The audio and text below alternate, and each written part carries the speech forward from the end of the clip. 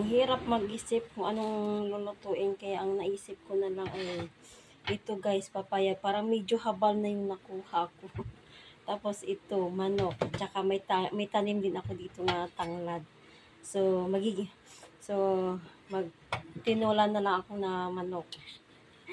Kaya lang wala lang akong gulay ay panglagay na gulay, hindi papaya lang.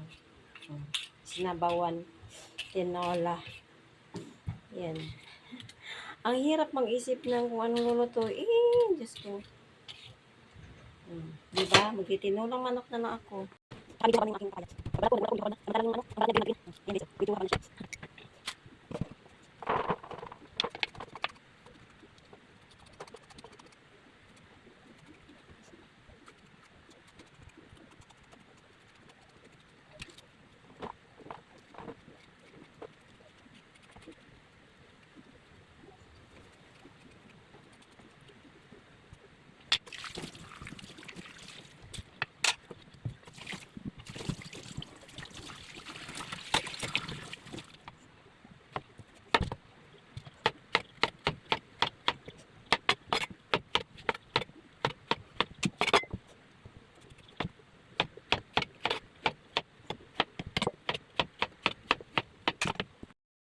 Ito na guys yung aking ingredients. Sibuyas, bawang, luya, at saka yung tanglad ko. Ayan, papaya ko at saka chicken, manok.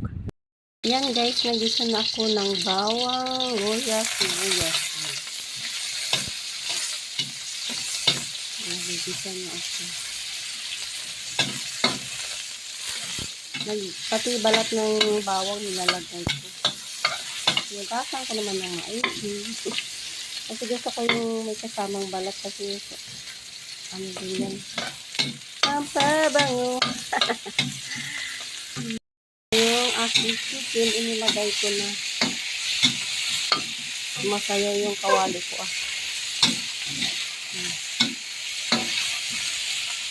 Guys, yung aking tinulang manok na papaya. Naglalagay ako ng Knorr cube na chicken flavor. Ayan. Ayan.